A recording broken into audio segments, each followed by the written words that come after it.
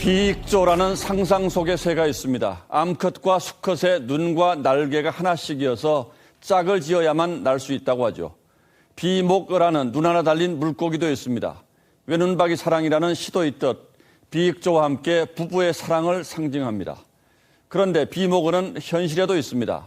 가자미, 광어, 도다리같이 눈이 한쪽에 쏠린 물고기를 아우르는 호칭입니다. 흔히 눈치를 살피다 가자미 눈 됐다고들 합니다. 가자미가 고백합니다. 밟으면 밟히고 누르면 눌리고 가전 수모와 굴욕과 수치를 견디며 납작 엎드려 살았노라고. 개는 창자가 없다고 해서 무장공자, 옆으로 간다고 해서 횡행개사라고 부릅니다.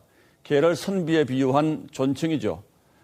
배알도 없고 때를 가려 처신을 삼갈 줄도 모르고 개걸음만 하는 행태를 잘 집어낸 말이기도 합니다.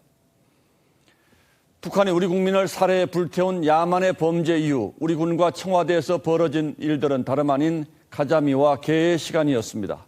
군은 끔찍한 순간들을 지켜보기만 했습니다. 대응과 구출은커녕 제지하겠다는 어떤 시도도 하지 않았습니다. 그래놓고선 북한이 그렇게까지 할 줄 몰랐다고 했습니다. 국민이 죽어가는데 설마라뇨. 새벽 1시 청와대에선 긴급 장관회의가 열렸지만 국제사회의 종전선언을 촉구한 대통령의 유엔 연설은 그대로 나갔습니다. 사전 녹화여서 어쩔 수 없었다는 게 청와대의 설명입니다. 하지만 결과적으로 보면 그 종전선언 역시 공허한 얘기가 되고 말았습니다. 더 놀라운 일은 대통령에 대한 대면 보고가 다음 날 아침에서야 이루어졌다는 사실입니다.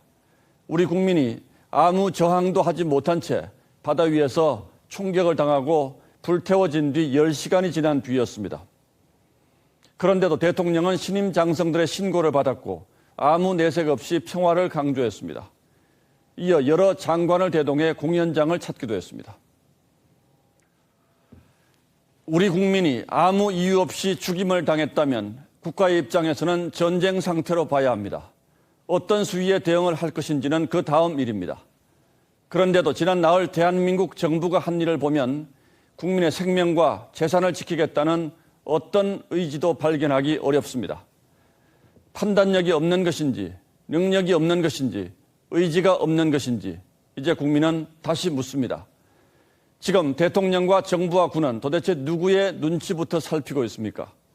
분노와 충격에 빠진 우리 국민입니까? 아니면 문명사회에서 결코 있을 수 없는 광기의 범죄를 태연히 저지른 북한입니까? 9월 25일 앵커의 시선은 개와 가자미의 시간이었습니다.